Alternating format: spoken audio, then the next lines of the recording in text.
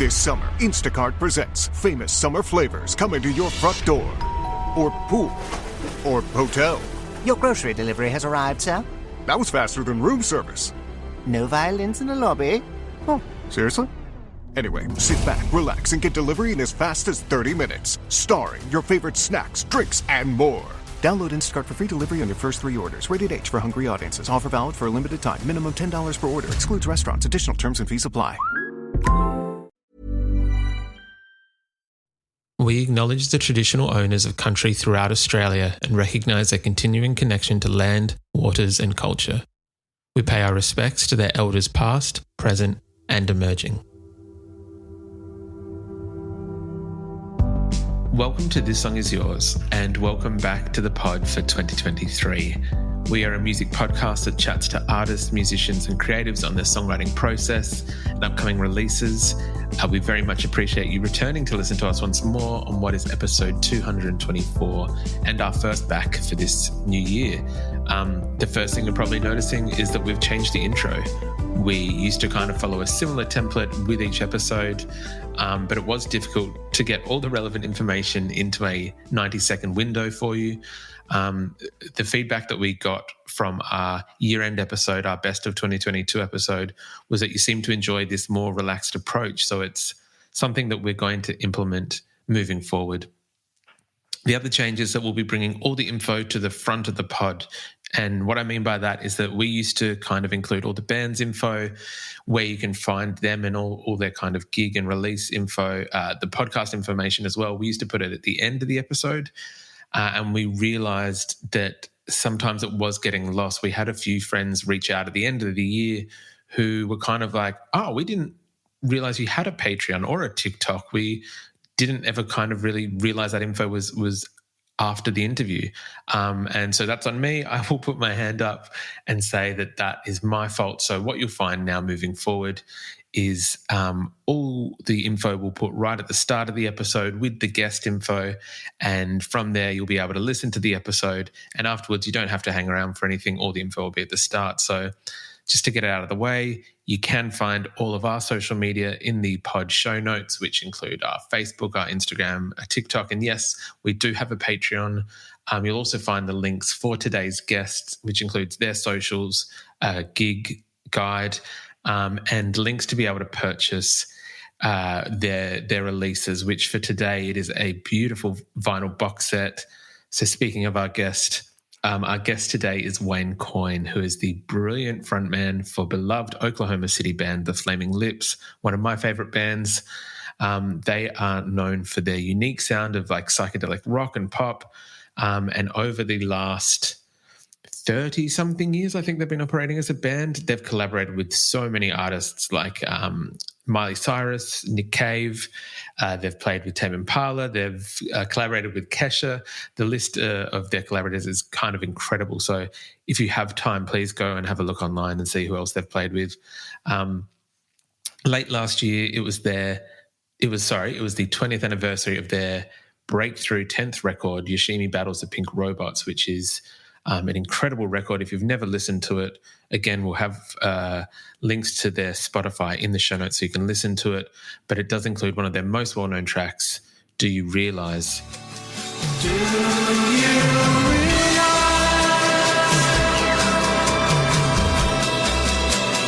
that you have the most beautiful face? Now, we had the pleasure of speaking with Wayne just before Christmas, so there is some discussion around the holidays in this chat, but we had such a lovely conversation with this man around the magic of that record and why it resonates with people, the magic of Do You Realise?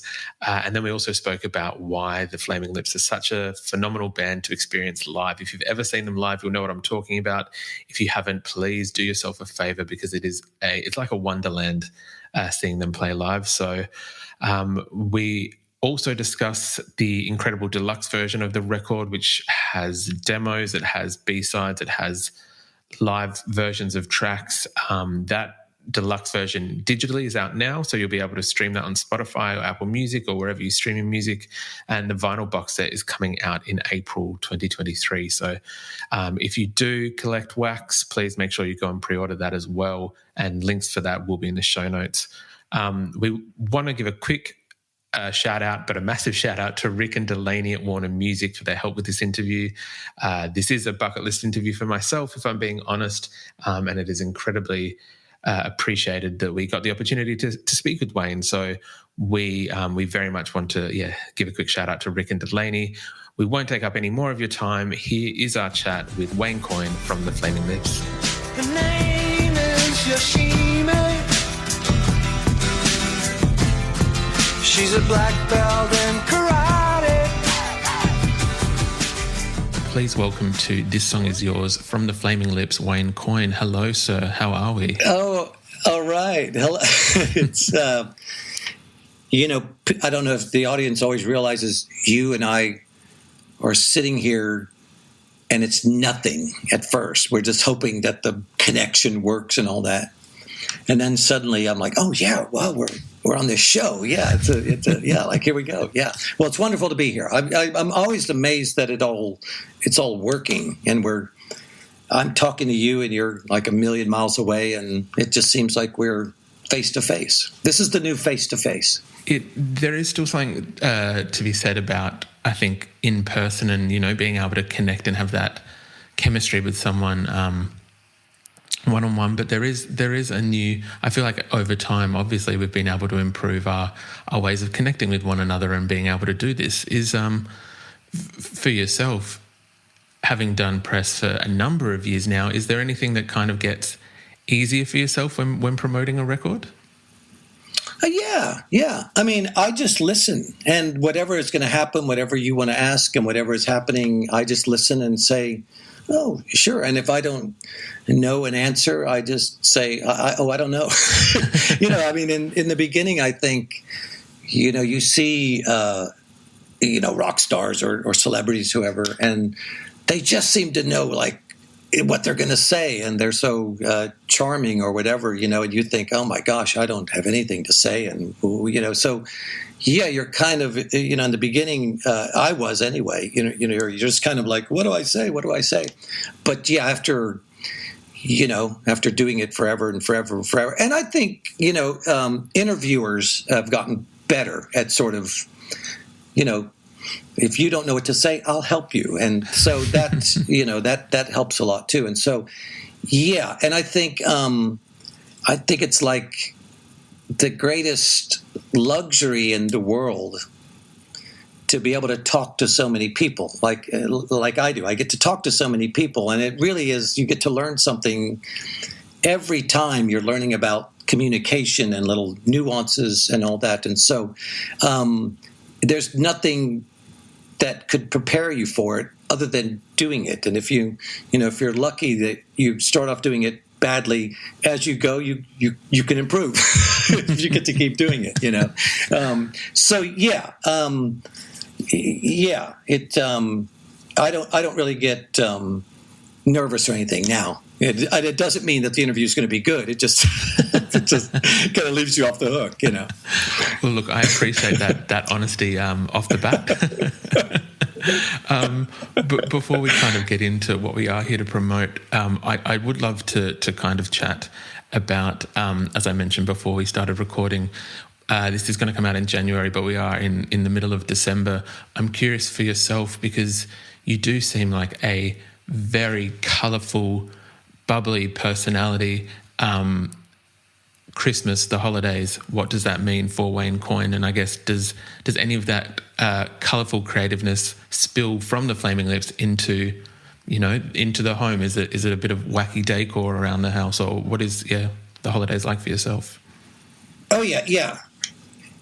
Well, I think now that we have a couple little kids, you can indulge them with all this stuff, and previous to having little children around, you're not really aware of how many Christmas movies are made every year. There's a lot of them, There is. There's thousands of them, and so, you can put on, your Netflix or your whatever it is, your Apple TV, and it could kind of play endless, great Christmas cartoons from the beginning of time till now, and so that wouldn't have been the case. Like when we were growing up, you only got to experience Christmas music and Christmas movies and things just in this condensed, period at the end of the year. And Christmas music, I mean, for me, it's so connected to my family and my brothers and sister and all their friends and all these times. And a lot of Christmas music is very emotional. I mean, some of it is wacky and some of it is silly, but it is sort of, it's drenched with sound effects. It's almost like it almost immediately sounds like Christmas music. It's got these effects, the bells and all this stuff. And for me, it's very evocative of an internal, personal thing. And I think if you get to make music and get to create things long enough, like I have, eventually some of that deep, deep stuff, I think, creeps into whatever it is you're creating. And so, not very many people get to create like a stage show, but I do. And so, I think the very first elaborate stage show that we would be known for now would be, this is mid 90s, 1994, 1995. We draped together back then, hundreds of these Christmas lights and draped them all together and connected them all and made this giant backdrop. Sometimes it would even cover the entire small club that we were playing in. We had generators that we carried with us. We carried 2 generators in the back of our truck, ran these giant extension cords in, because these Christmas lights, back in the 90s, they weren't LED lights like they are now. They took a lot of power, a lot of electricity, and they got hot, and they were big and bright, And we would hit a switch at the beginning of the show, and all these flashing Christmas lights would go off, and it would be a great, great, exciting moment, to be in these crazy punk rock clubs, and then suddenly, and I think everybody recognizes it as Christmas lights. I mean, I don't think Christmas lights are confused with like just typical rock and roll lighting or whatever, Yes. So I think that reaction, sort of helped us into this mood of like, everybody in the audience is having a little bit of, it's not a flashback, but some kind of deep memory of lights and Christmas music and all that.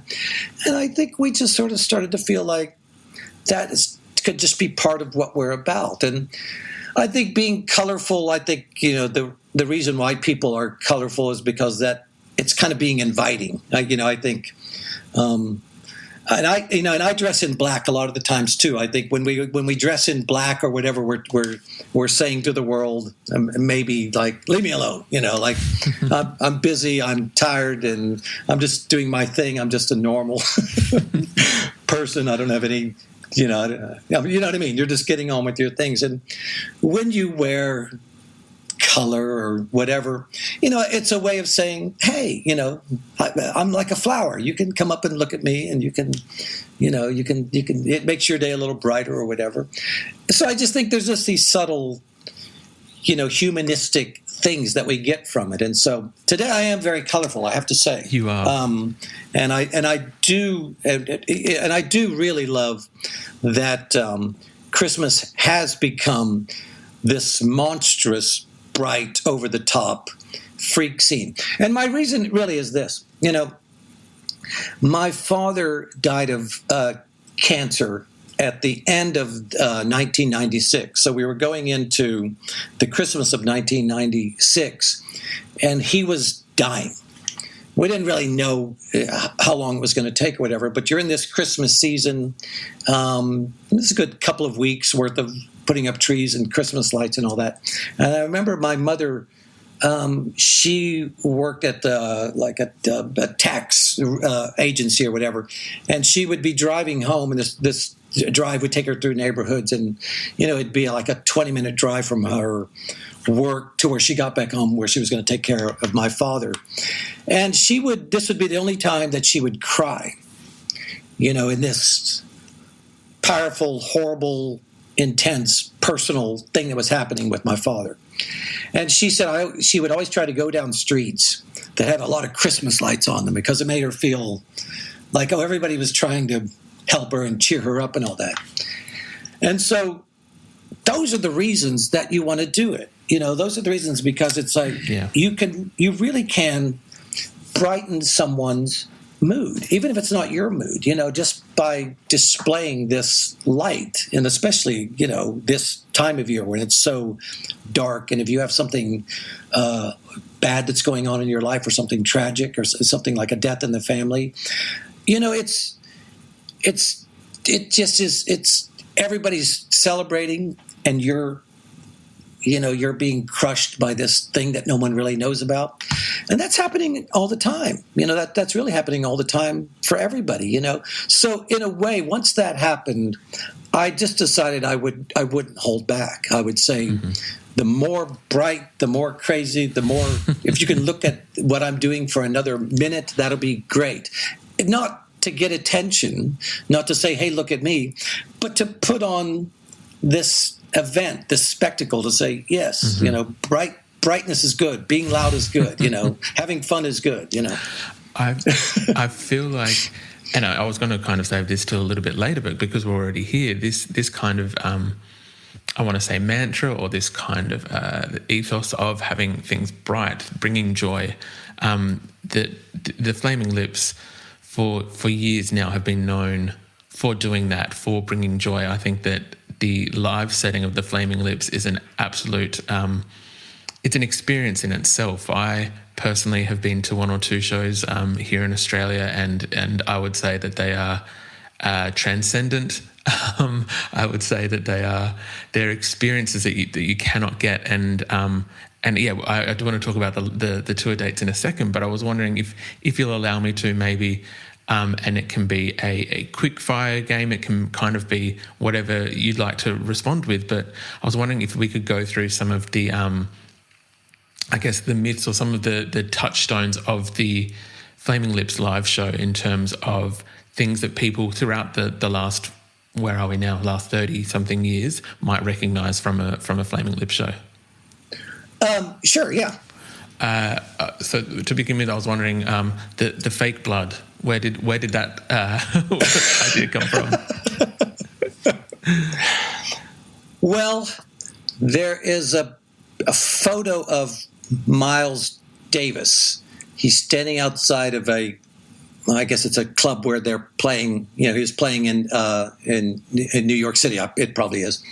And he was standing out there smoking, and for some reason, the police hit him on the head with one of their police batons, and luckily for the photograph, anyway, he's wearing like a white suit, and so the blood is on his head, but it's also on his suit, and you can and so there's something about this violence and the elegance and the kind of, I don't know, with Miles Davis, you always sort of feel like he's, that word that you use is it's transcendent in a way, but he's utterly human at the same time. And I thought, this is, everybody, probably most humans react to blood. Some good, some bad, some just fascinated or whatever. But it's rare. I mean, I don't know if Miles went back in and played the rest of the show and was bleeding on his horn and everything while he played. But it would have been insane to see that, And I just think you'll never see a singer ever really, go up there and be singing these songs of catharsis and joy, and he's also bleeding from his head, and he doesn't care because he's so involved in the song. So it's probably something like that to just. And I am always embarrassed to just be standing up there singing. I mean, I'm not a very good singer, but I get to do our songs, and so it kind of I get to do it my way or whatever. But I still sort of feel like I have to entertain you some way. It can't just be me standing here singing. So it's part of that too. Is I get to do something. Oh look, everybody's looking at me now. I've got blood on my head or whatever, and I think I started to do it. I think the first time I did it, we were singing the song "Somewhere Over the Rainbow." So it's this complete. It's not a song about blood. It's not an aggressive song, and I just like the idea of that. And some of the audience wouldn't know that it's fake, even though I wouldn't hide that I'm putting it on, but the audience isn't that engaged all the time with what you're doing. And they look up and say, oh my God, he's bleeding. What happened? And I think that some of them would probably walk away and say, he's so brave and he's so giving, even though someone must have thrown a beer bottle at him. He just kept singing all the way through, and so, and once I knew that could be happening, it just made me want to do it more. But I wouldn't recommend that anybody do it because it gets in your eyes and it gets all over your stuff and you're under hot lights and it all gets very sticky very fast. And but that's I mean, for me, anything that's another moment, that you can this audience, everybody's there, so it would be something like that. But mostly I'm just.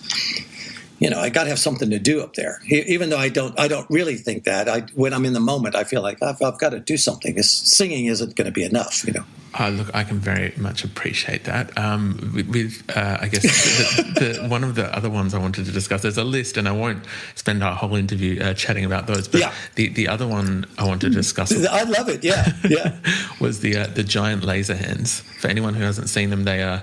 I want to say those hands are about the size of you, Wayne. They are. They're about, my hands fit in these giant foam rubber hands in there, but they're pretty heavy. So yeah, they're called laser hands. They were actually stolen at, we did a New Year's Eve show in, was in Australia. It was what's the town that Tame Impala are from? In Perth. We did a festival, I think it was in Perth, and we were loading up the truck, and they were actually stolen. And the festival went on the next day. It was like 2 days or something.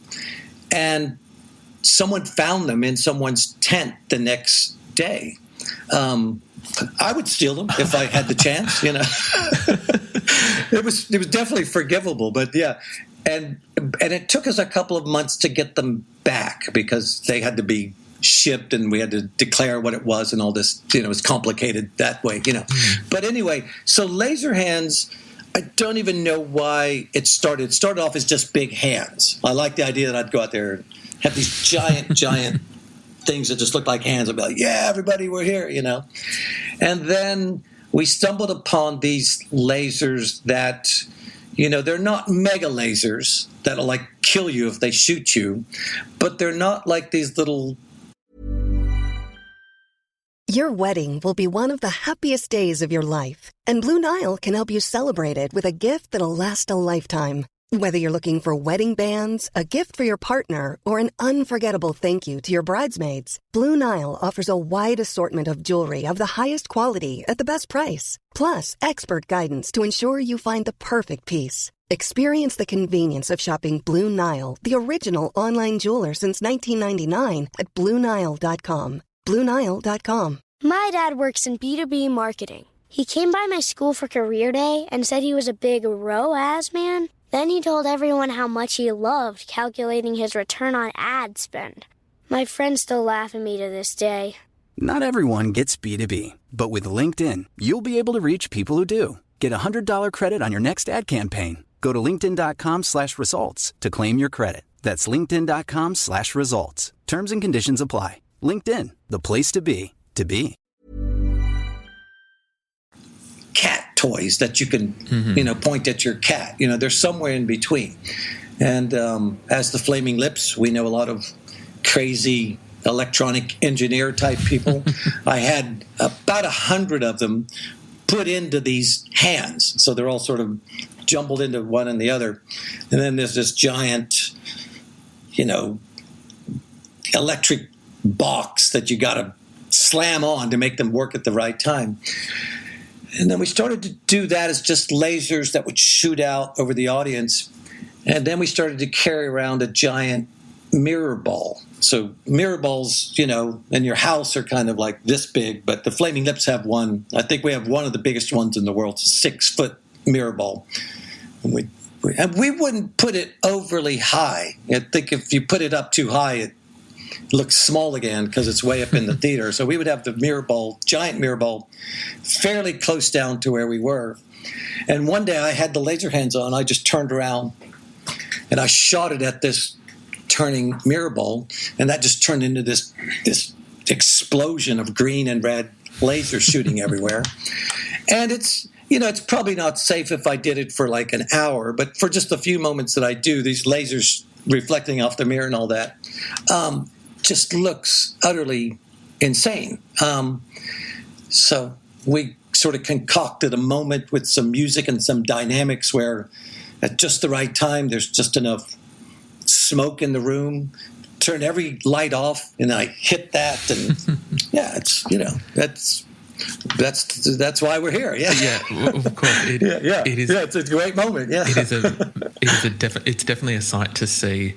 And if you do ever get a chance to see the Flaming Lips live, if you haven't already, please do so. I will be talking about the tour dates in a little bit, Wayne, but the main purpose why we're here. I love your choices. This is great. I love this. Yeah.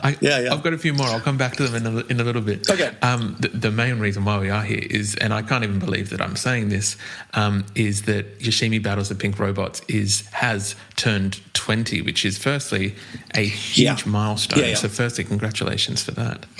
Oh, well, thank you. Yeah. And I feel the same way. Luckily, since the Yoshimi Battles of Pink Robots record came out in 2002, it's never been very far from what we're all about. It's not like a record that we forget about. It's like we play half the songs every night that we play, and it's always something that's there. So when it was 5 years old, we're like, wow, that went fast. And then, of course, we're getting older as that's happening. And then it was 10 years old, and you're like, no way, it can't be 10 years old. And then we're getting older, and then it's 15 years old. So by the time it was 20, it didn't surprise us. But I think we're inevitably, we're all in the same boat. It's like as you get older, somehow 20 years doesn't feel that insanely long. It's just, oh wow, and here we are. So yeah, and it's it's a strange thing.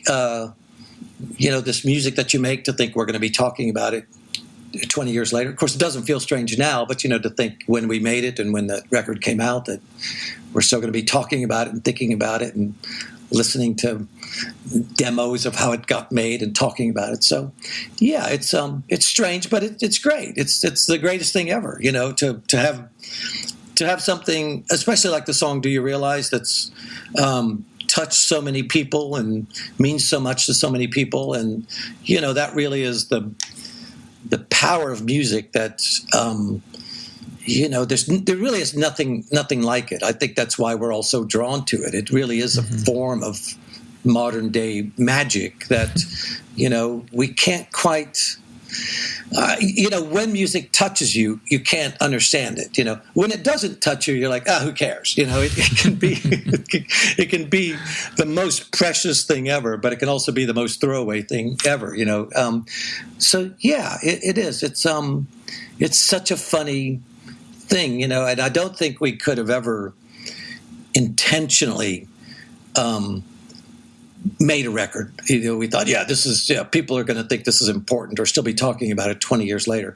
I think you just have to do what's in your heart and hope it works, and do what you love, and you get what you get, and really, even if that was all that happened, just being able to make the record with Dave Fridman and to write these songs and all that, Stephen and I would have been more than satisfied with just that, and then to have all the stuff that's happened since then. It's it's overwhelming. It's amazing. It is truly and I realize that saying this in your presence is almost like that I'm kind of sucking up, but I would be saying it regardless if you were here or not, Wayne. Is that this record is a masterpiece, and there's I think possibly the reason why we're still talking about it 20 years on is because there hasn't been. Sonically, it still stands up. It has not. Sonically kind of degraded over time. It is still such a unique record. It is. Yeah. I mean, it is an amazing sounding record. I mean, even when we were making it, we had been working at Dave Fridman's studio up in Western New York since like 1996. He got his studio going, and we were going up there lots and lots and lots. So 1996, 1997, 98, 99, 2000, 2001. That record comes out in 2002. So we'd been working with Dave Fridman really since 1988, but especially working with him at his studio 1996 to 2002. So, a big, intense period, all of us working. And that's probably the peak of that time.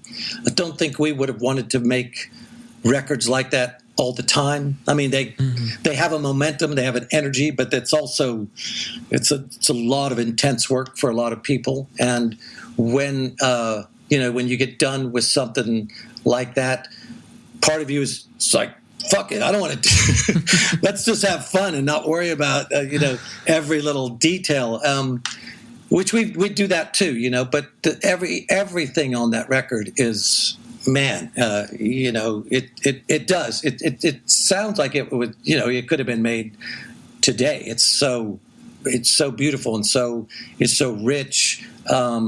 It's never punishing. I mean, some of our records can be, we go loud, we go bright or whatever, and there's an intensity to it that is, it loves you. That's how it feels, There's this beautiful, I think there's been some video footage released from part of the celebration of the anniversary where you're listening to the demo track of Do You Realise, and kind of I guess you can hear yourself in real time working it through, and I think there's a mobile phone ringing in the background at the time.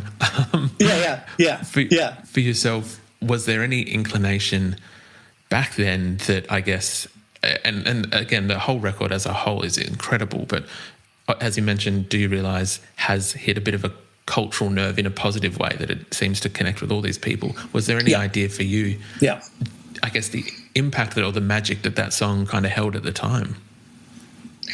Well, no. I mean, I think if we would have even been aiming for something like that, we would have known what to do. We would have overthought it. We'd have thought, oh, this will work or that'll work or whatever.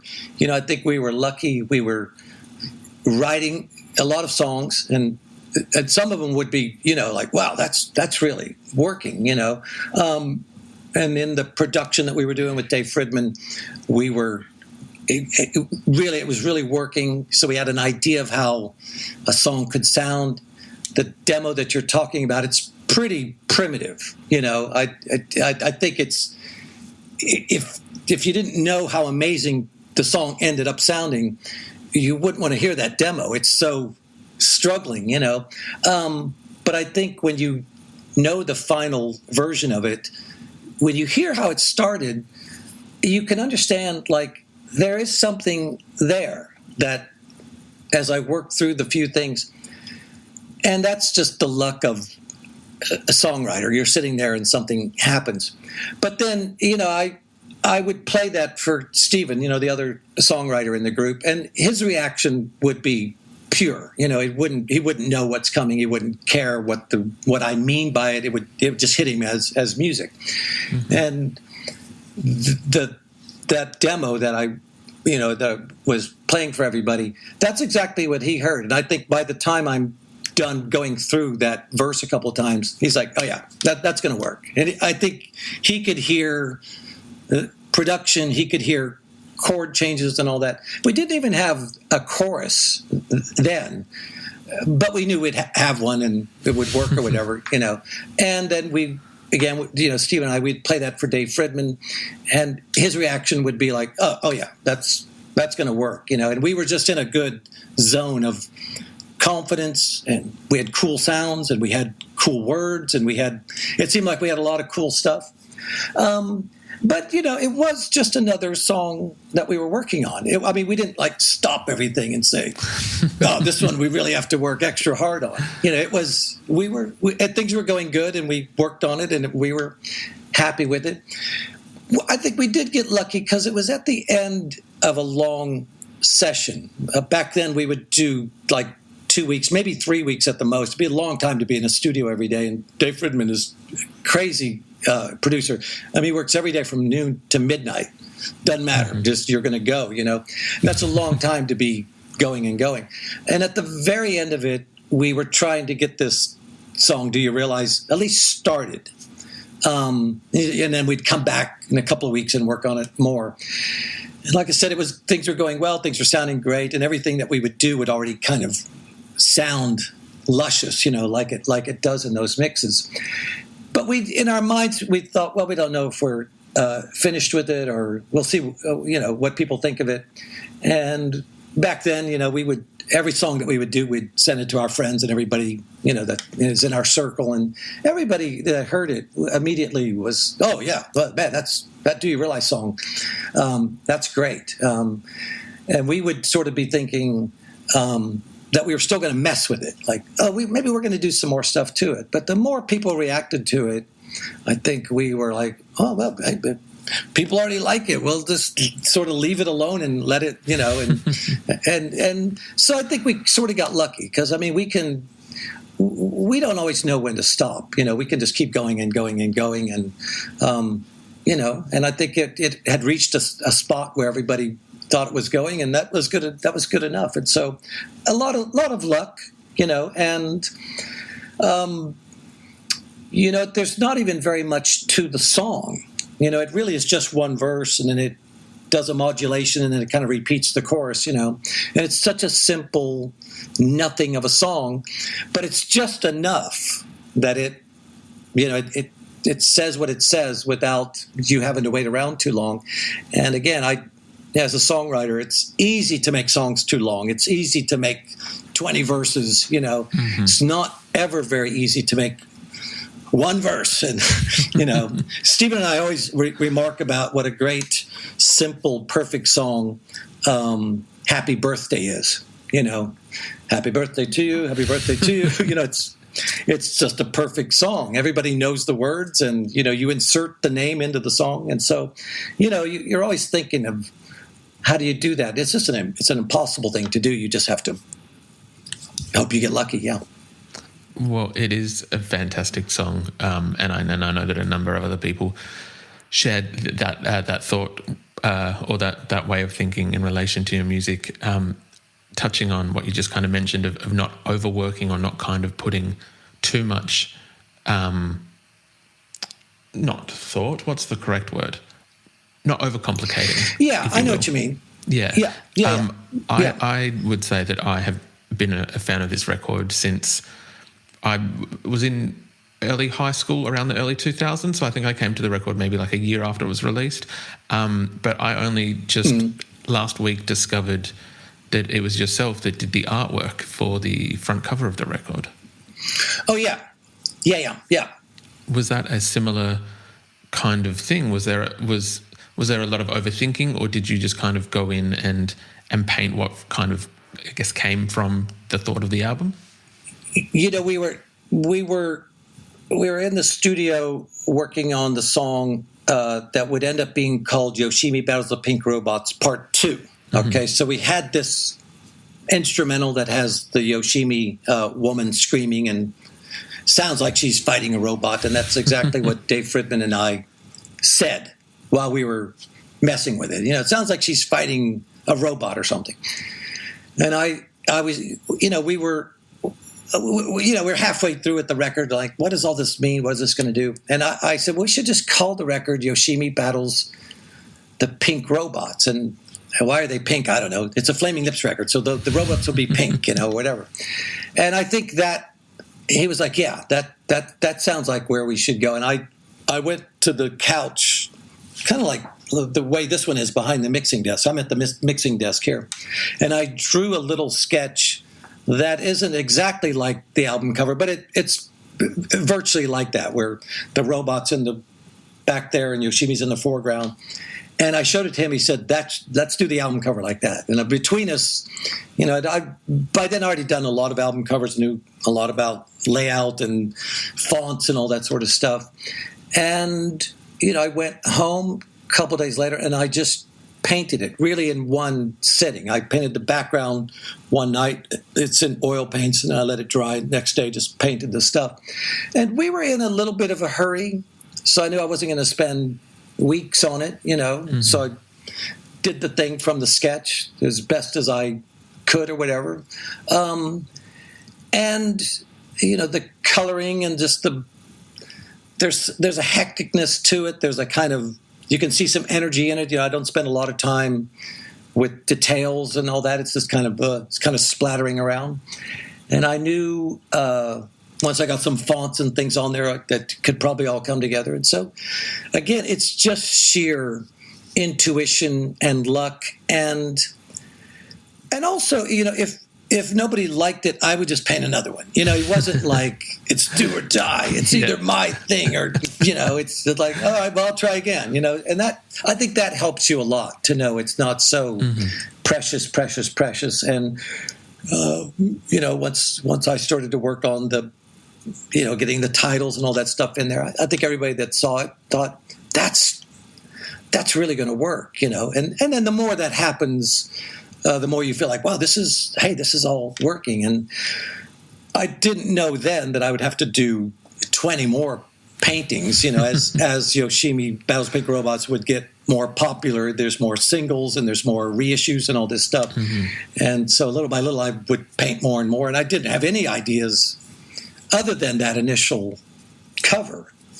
But I would just paint whatever and just thought, well, I'll just add this to the story. And it would tell some kind of atmospheric portion of the songs. And, those songs, if you think that they're a story, they sort of sound like a story, even though I don't think at the time that we knew what a story was. But if you think it's a story, you can hear things happen. There's regrets and there's victories and there's sadness and there's lots of things happening. And I just used all that as like, I'll just make it seem like there is already a story, and it'll seem like a story.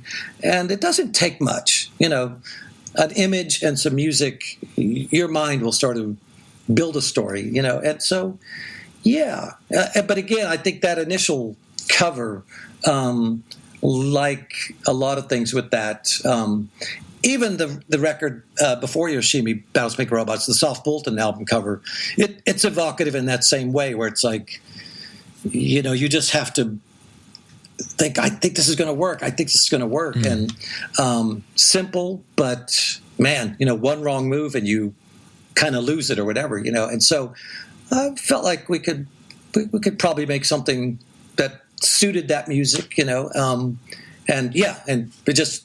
But again, you can't underestimate how much luck is involved with just. You needed it. And it happened, and it was the perfect thing at the perfect time. It's like, yeah, it's stressful. I am glad that it did all work out. It is an iconic album cover now. As we look back 20 years later, there is a very special. I believe that the digital and the CD deluxe versions are out now. You can probably see behind me. There's some vinyl records. We've already pre-ordered our record, which is coming out in April. I guess, how excited are you for this deluxe version to come out? Because I think there's 6 CDs, there's 5 vinyls, but how do you go through and how do you pick what makes it onto those tracks? Because I imagine that there's Luckily, our manager, his name is Scott Booker. He's been our manager since 1989, 1990, so a long time. And he's not an insane collector, but he's the he takes care of all these little things that we're doing. Every time we would do a radio show, he would follow up and say, "Hey, can I get a recording of that? That was fun." Everything that we'd ever done, not every live show. We record live shows now, but back then we didn't record every live show. But every live show that was a decent recording, he would follow through. Even if it took him 3 or 4 years to get it, he would get it so we could have it. He'd get the rights to everything. He'd, all the stuff that's just dreadful and boring. If you're like someone like me, I'm creating stuff and I'm just let's go. He's meticulous. He wants it to work, and he's listening and listening and listening. He's finding these special little moments. He urged me over a year ago to start to go through some of these 4-track demos. He had a lot of them already, and we'd already sort of put stuff together. But he urged me to be like, go through and see if there's anything else. And I was like, I don't think there's anything else. It's like we're doing a billion things, and I think I've already gone through all that. But I found a box in an upstairs closet. We were cleaning out. COVID helped all that, we were cleaning up a part of our house that we hadn't touched in 10 years or whatever. And I found this box, and it had literally hundreds and hundreds of these 4-track demos that I would use. Here's my 4-track machine. It's right here. It's like, all this stuff. And I thought, wow, I do have a lot of these. And then you just got to sit through and see what's on them. And some of them are marked like I'm working on it. I know what I'm doing. Other times I don't know what it is. You got to put it in and see. And and discovered quite a few of these. That the version of Do You Realize that you talked about, I didn't really remember that it existed. And then I found it in this box. And his urging and his love and his, him being the caretaker of all this stuff, I mean, it does make it a little bit more important, because I feel like, for me, I'm doing it for him. I mean, for Stephen and I, it's always like, oh gosh, do you really want to sit through hours and hours of our demos that we did back in 2000 and 2001? No, but we would do it because Scott loves it and Scott wants to hear it. So all that helps, having other people care about it, other people listening to it. And then at the time we were working with an engineer.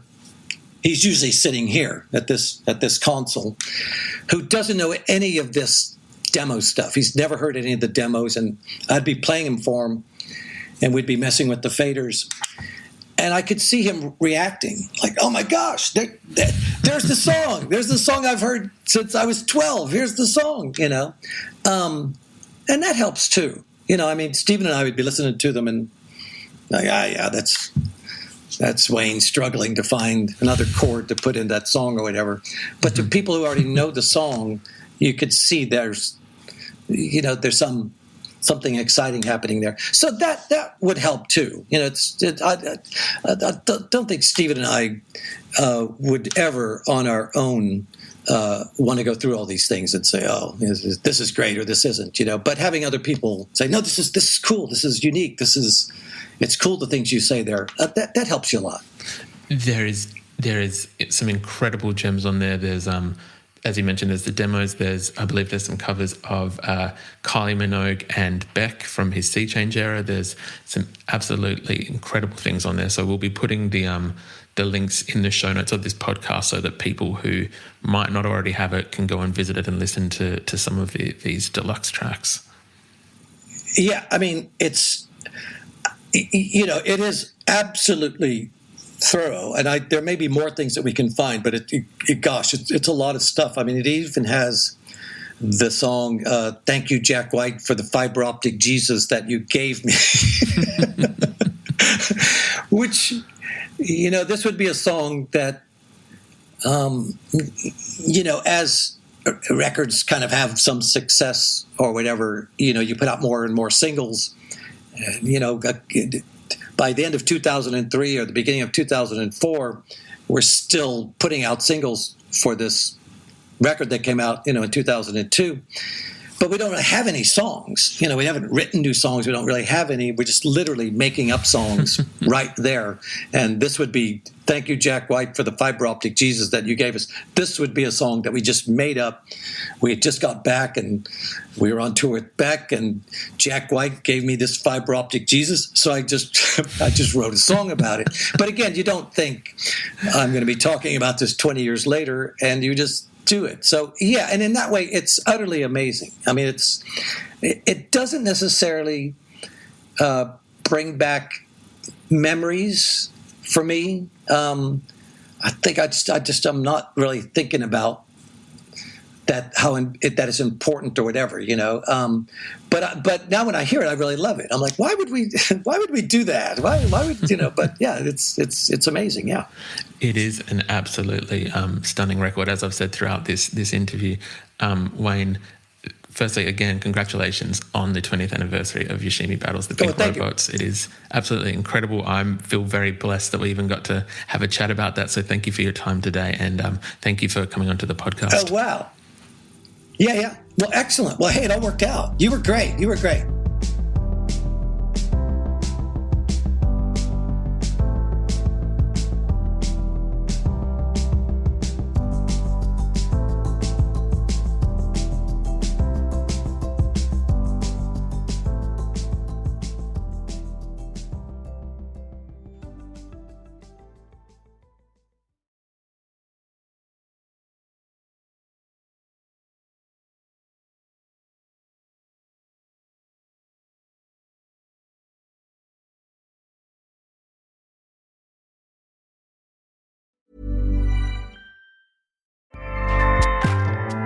Acast powers the world's best podcasts. Here's a show that we recommend. I'm Kristen. And I'm Jen from the I Mom So Hard podcast. Now listen, we don't want to brag, but yes, we are moms. We're average moms. Below average sometimes. But we're not just moms. Yeah, we don't want you to think that we're just moms. And we're not just supermodels either. We're not just pieces of meat, That's guys. right. We're not even close. Yeah. But we are comedians, and we're also best friends. We're also best-selling authors. And television writers. And we created a viral web series. With over 300 million views. Okay, What's that's up? bragging. Who's bragging? And we were in our swimsuits. Again, not supermodels. We're also podcasters. Are we podcasting right now? Not right now, but we have been podcasting for 3 years. We're bringing laughs every Tuesday to women and moms everywhere. And one dude who's a sophomore in college, his name's Greg, whatever, he messaged us and made me feel cool. So nice. Amazing. Please listen to the I Mom So Hard podcast on Acast. Woo! Acast helps creators launch, grow, and monetize their podcasts everywhere. Acast.com.